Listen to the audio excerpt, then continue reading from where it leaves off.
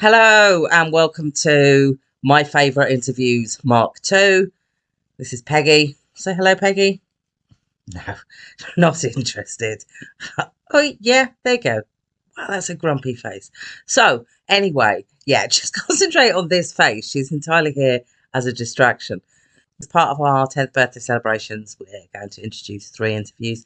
I've already introduced the first 2 choices of mine, Megan Phelps Roper and Andrew Cotter. And now to the third. It's placed third, not because it's my third favourite, but because it is third chronologically. This one happened in January 2022.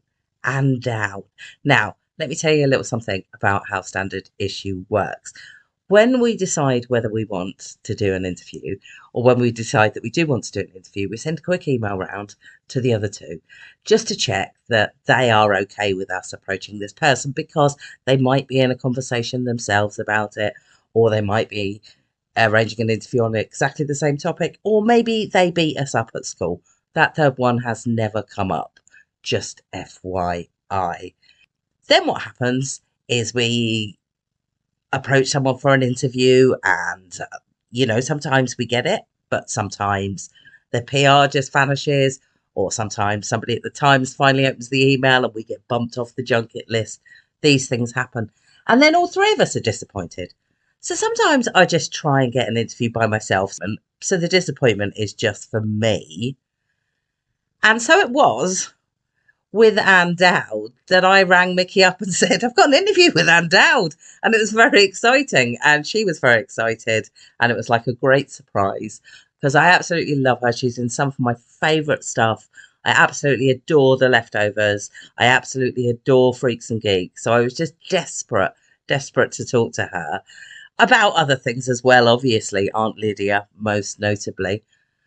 And so it came to pass. Now, in the previous video I did, when I was talking about Andrew Cotter, one of the things that changed about lockdown is when you used to get an interview with a famous person, you quite often met them. You went to a junket, or you met them in a hotel somewhere or a bar, and lockdown changed that, obviously. But I actually think to a certain extent it changed it for the better, because it meant people were available and it meant they were in their own homes. And they are a lot chattier in their own homes than they are when there's a PR there in a formal setting. And again, I say, and so it was with Ann Dowd. I mean, the downside is, do you get to meet the person? It's the audiobook. Have I read an audiobook? Have I met a famous person if I've only met them over Zoom? And all I can tell you in the case of Ann Dowd is I definitely met her. Absolutely. I spent a couple of hours with her, and she merrily trotted around her everyday business and carried me with her. We let the dog out for a wee, me on her laptop. She had to tell her son and her husband that she was on a podcast conversation, and they had to stop asking her questions. She was an absolute delight. I fucking loved her. I hope you do too. And also, I hope that as a repayment for me and Peggy, all right, Pegs, yay, making it through this, you hit the subscribe button. I'm going to leap in and talk about maths. It's incredible. It is incredible. It's fascinating. It's heartbreaking. It was a pretty intense experience to watch. I'm guessing it was a pretty intense experience to make. Yes. How did you go about preparing for it? Because it's so unusual. You were all just in the same room. Do you prepare for it maybe like you would a stage play? Well, we had 2.5 days of rehearsal, which probably sounds shockingly short. But what we did the first time we were together, and the director and writer, we worked through text just to make sure we were all on the same page, knew what the words were. If there were bumps, Fran was very collaborative. But the most important thing that happened in that role, well, as important surely, is that we came to trust one another very quickly, which is essential for any work, but absolutely essential for something like maths. And that was a very wonderful thing, that we trusted one another. Also, we just got on well. Not that we all had the same opinions about anything, No, we had a lot of different, and we worked through them. But we became close, very close, and we all knew what we were signing up for. There was no confusion on anyone's part about what this would involve from each of us. We've been around a long time, all the four of us, and we've had a lot of stage experience. So, in my opinion, the theater gives you your sea legs. That's the test of bravery. And so if you do enough of that, you have some notion of what it means to stay at the table. I say that literally and figuratively. It's tough. Stay. Take a breath. And after those 2.5 days, we went our separate ways. And we met 3 weeks later to begin filming. In that time between, each actor, of course, works differently. I spent a lot of time alone, sitting with the text. Always starts with text, as you know. Seeing how it landed for me. Just letting my mind and heart, if you will, roam around. Thankfully, after many, many years, I realized you don't have to connect all the dots. In fact, let it alone. I was a pre-med student in college for 4 years, and the way you succeed is that you study to the point of insanity. And you then study again. And so I sort of applied those rules when I went to acting school instead of to medical school. But I know these words, but I know what she's doing, where she came from, what her family was, everything. Well, no, acting, in fact, does not work that way. It is not there to be forced or shoved. I was very curious about Linda. I admire her tremendously because when a life breaks like that, you can rebuild the walls and insist that you did the best you could, blah, blah. But she does not do that. She stays broken until she can get up. Mm. And so when she goes to the room, she has no anticipation or expectation of forgiveness. She genuinely wants to offer anything that can bring peace, some healing. So just did a lot of that. And then when we got there, we all knew what we were doing, meaning we're going to give it everything we have. We're going to stay in that level of grief. We're going to trust that we can. It was a very blessed, if you will forgive the phrase, or sacred experience. The spiritual element of acting, I'm a big believer in, because in the playing of this role, I was astounded at the level of generosity of character to actor. In the places where I didn't know what I was doing, she had me. She just stepped right in, right there. And I think everybody in their own way, as we all know, writers, actors, we're all different. We could give each other space. We laughed between takes to the point of weeping, perhaps as a release, I don't know. But then we all could drop in. 8 days around the table. We did it in sequence, which is crucial in this. Everything before and after the room was shot the first 4 days. Both you and Martha Plimpton are just incredible in this. I think if it were a stage play, all of the nuance, all of the tiny expressions that come across your faces, you know, that tell you so much about how you're interacting between the couples, but also within the couples, that would be lost on stage, I think. So I think cinema is exactly the place for it. You're absolutely right. They are both victims, but they are different sorts of victims. So I wonder, why Linda for you? What drew you to Linda as a character as opposed to Gail? Well, I was drawn to her immediately. I am comfortable with grief, personally, not to the degree that she found her way through. But I just felt a connection to her and that she could move forward after what happened. You know, bad enough you lose your son.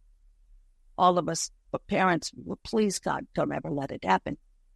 But he also caused the death of others and families destroyed in the way they were before. Forever, their lives will never be the same.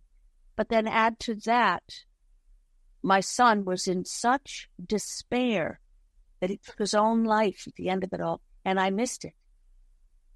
Mm. That's a woman worth knowing. Yeah, I agree. And I just wanted to get to know her, and I admire her, and I learned things from her, for sure. And the thing in this film, you know, it is specifically about the gun situation, which in your country, you just must wonder what in the world. It's an utter mystery to us, yeah. I mean, it's a mystery to us, too, the lunacy around it. But more importantly, the message of this film, I believe, crosses, it's a universal thing, this notion of the burdens we carry that we can't find a way through, whether it's grief, rage, blame, guilt, and confusion. The world is so different now, and it brings up anxieties we didn't even know we had beyond our health. Old anxieties for me. I'm amazed. But the notion, and it's happened to me a few times in my life where I've been able to drop the armor enough to actually listen to the person in front of us. Amazing things happen. We connect. I wish there was a better word than connect. It's what human beings are meant to do. We are of the same something. We all have human hearts. And something happens when you put down and you are ready to listen and to stay at the table. That's the message of the film. Healing is possible. And forgiveness. And I always thought, well, it's not a play. I mean, if you were to ask Jason Isaacs, he's very dear, I adore him. You were to ask him, you know, it's a play. He would say it's a play about forgiveness. And I would push back on that because it's such a tall order. If you say to someone, all right, we're going to sit down and then what we're going to do is, in the end, forgive each other. It is a process. Martha pointed that out in the way she spoke of it as well. It's about just trying to connect with each other. And then the next step naturally happens. Imagine being those parents, you know, how did you miss it? Yeah. You know, I can't, and it's, you know, our wonderful writer and director, Fran Kranz, it's just astonishing. Well, he said, you know, he studied the Truth and Reconciliation Project when Desmond Tutu. And he said he was scared because he didn't think he could be that human being that could go and sit at that table and forgive. And he carried that kind of with him way past school, college. He always wondered, would I ever be able to be that person? And then a few years ago, he happened to be listening. It was a mother who had lost a child, and he had to pull over. He had a little child. He was completely overcome.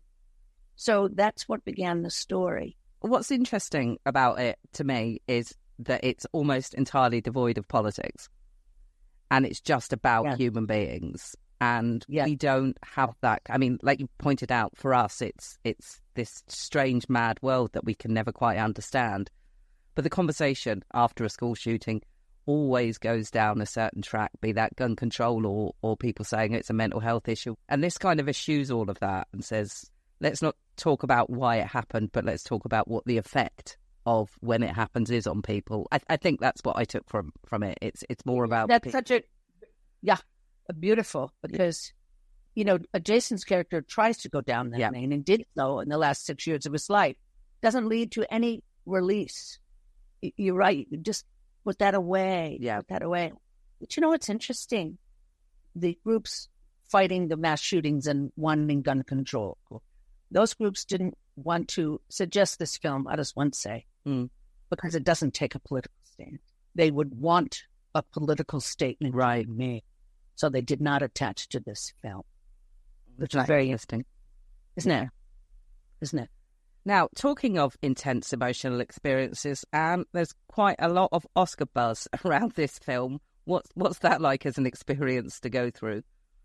Well, I'm telling you, I'd like to think I'm that person who just says, oh, you know, whatever happens. Oh, let it go. I do have a goal to try to keep balance around it because it's all, you know, having won an Emmy. I mean, I'll never forget it. It's a very special honor, you know? But then you see how many are not recognized whose work is exceptional. And you realize, you got to keep a balance. You just kind of have to let it go. And I remind myself, I love saying this, and hope some days I can do it, actually. Just focus on the work.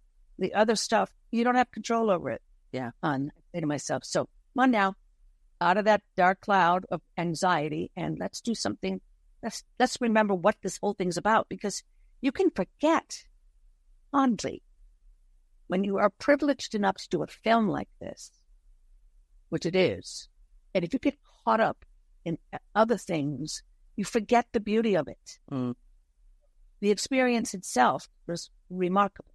Well, I would say that you did win an Emmy, but you were overdue an Emmy, and I think I might get onto that point in a bit.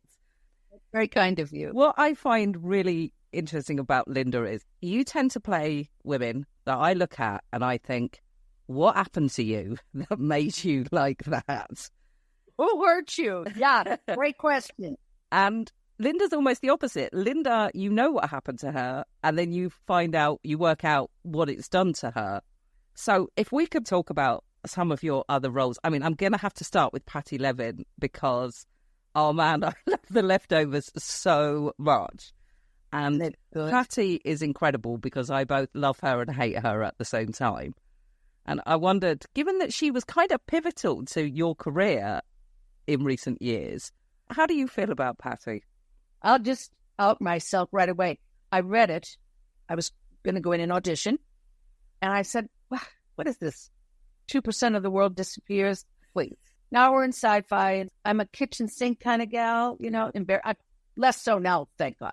So I look back at it, and I remember saying it to my manager and agent, and they're kind of smart. So there was a long pause in which they must have been thinking, didn't know she was that dumb.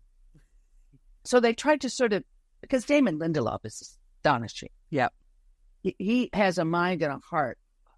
Oh, he is so lovely and so good. Anyway, so the agent said, well, it is shooting in New York, so it would be an HBO series in New York. So I read it again. I thought, this is kind of interesting. But what is this no talking business? When I auditioned, I thought, I'm kind of liking this. How do you audition when Patty doesn't say anything? There are a few lines I was able to say. Well, let me tell you, when you do not speak in a room, you're in total charge of it. Nobody knows what to do with you. Yeah. So you rule the day. And it's fascinating to be on a set, in a scene, and not speak. Write it out. I loved it. Because at first, you better know what you're thinking, because that's what's important. Mm. You know what I mean? If you stand there and you don't know what you're thinking, you're going to look like an idiot. It's like, what's she doing there? So I learned a whole bunch about her, about that. And then come to find out, I get a lovely email from Damon Lindelof telling me that she's going to die. I had no idea how attached I had become to it. It was like, wait a second, what? What do you mean? I think I cried for 3 days or something. And somehow I came back in season 2. I loved it. Oh, season 2, she didn't shut up. It was the opposite. She never shut up in season 2. She was constantly chatting. It was glorious. And I would write to Damon and I'd say, what is she? I thought she took care of her life. Like, in other words, ended it. So what's she doing in the truck with Kevin? And he would write back the best answers, like, that's what she wants to know. Mm-hmm. So he'll set you on the path. You know what I mean? You're on the right track. Yeah. What am I doing here? Oh, I loved that role. Loved it. Made very close friend with Justin. Because when you go through that stuff, you're just like, we're for life, babe. Mm-hmm. You know what I mean? Let's talk about some other ones. I'm going to have to ask you about Aunt Lydia, which is probably the role that you're most famous for. Now, having played Aunt Lydia for as long as you have, I think you probably understand her better than maybe anyone except Margaret Atwood. So have you come to understand Lydia's decisions? Margaret would answer differently because we've had the conversation. Love her. The way we kind of played it in the first, in the series is, of course, in my mind, Bruce Miller, our writer, told me, she's probably a teacher. And that makes so much sense. Mm. So I went back to, I was educated by Catholic nuns. Now, they were never anything resembling Lydia. I have two aunts who were some of those Catholic nuns. But the notion of work ethic. If I was at basketball practice down the hall in 8th grade and I hadn't done my chore correctly, nun's right there dragging you back. What's that on the floor? Oh, I missed that. Yeah, get it. The notion you're not special. You have a task, you do it start to finish to the best of your ability, no exceptions. But anyway, the notion that I thought, well, bet she came from a mother wasn't present, father very, very religious, cold, shamed about sex, which religion can do in about 30 seconds, certainly the Catholic Church. Mm-hmm. So she just kind of was raised in a way on shame. And I imagined her in the church basement with the other Gilead people. The world's falling apart. I teach girls in high school, and the language, the sexual behavior, it's out of control. We've got to do something. The birth rate drastically falling. And so it came from that attachment to God, to religion, to all the rules you travel in that narrow alleyway, and that's it. Despite evidence that's just, well, wait a minute. No, the doors, those are shut. Walls are tall and strong. Mm. Now, you ask Margaret, and then we find this out in the Testaments, that Lydia's a family court judge. Didn't come from a particularly religious family. None of the history I gave it at all. When Gilead took over, they did it so quickly with no warning. They dragged us all out of the courtroom and all of that and took us to a field, a game, big field. And if you said no to what they were asking you to do, you were shot. No persuasion, nothing. Just you're dead. Now she's quick, Lydia, caught on very quickly. You want to live. Mm. You want to survive. This is what's going to happen. And she's not one to take second place. Not in her. So she also knows you don't want to do what they say. You do it to the exponential. Yeah. So Margaret would argue that it's about survival. But the wonderful thing about Testaments is where it goes and what happens in terms of Lydia. Now, we were just talking about nuns. You've played at least 2 nuns in your career. I have. You were Sister Aloysius in Doubt on stage. Oh, and also recently you were Sister Margarita in Lambs of God, which is, again, just an incredibly off-the-wall but brilliant series. I loved it. The imaginations that put that together. Sarah Lambert, Jeffrey Walker. I don't have words. And the DP and the crew. Unbelievable. I was telling my colleague, Mickey, about it, and she said, what's it about? And I said, oh, it's about these nuns, and then they go feral. And she said, let me stop you there. That's enough information. I'm going to watch it. Feral nuns. I think that's to be the smallest. That's perfect. I wouldn't even have thought of that word. That's the right word. Yeah. Yeah. Oh, it's incredible. I thought it was brilliant. Yeah, really brilliant. There was something else that I wanted to ask you, a past role that I was really interested in. I'm enjoying this so much. Oh, great. Now, way back in 1987, you won a Jeff Award for the Chicago production of A Normal Heart, which is an incredible play. And it's an incredible play in 2022. But given that you were still in the eye of the storm in 1987 of the AIDS pandemic, I just wonder what your experience of making it was like. That's such a brilliant question because, first of all, God, did you do some homework? That's like a billion years ago. You know what was remarkable about it? Certainly, that we were in the middle of this horrible that affected the gay community and the weeping in the audience because they're losing people they love. And in fact, Scott, his last name, so wonderful actor, playwright, member of the company we were in, Next Theater Company, died of AIDS. But at any rate, I remember a woman, we did a Q&A, and she raised her hand and she got up. She was shaken. She said, I have always taught my children, my grandchildren, that love is between a man and a woman. And then she started to break down. She said, and now I know otherwise, that love is love. And I am going straight home to teach them. I mean, wow. And here she was trying to keep it together because something phenomenal happened to her in that room. That was remarkable. But every single night, because you were talking to people who were suffering so bad. Mm.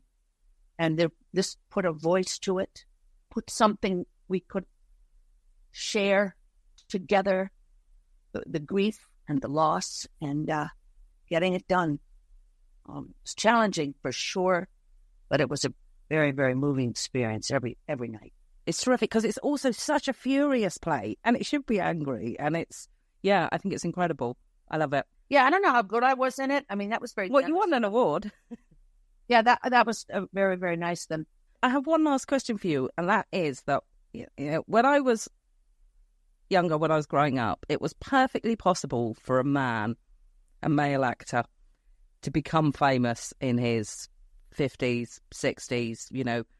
Morgan Freeman seemingly came from nowhere, these jobbing actors.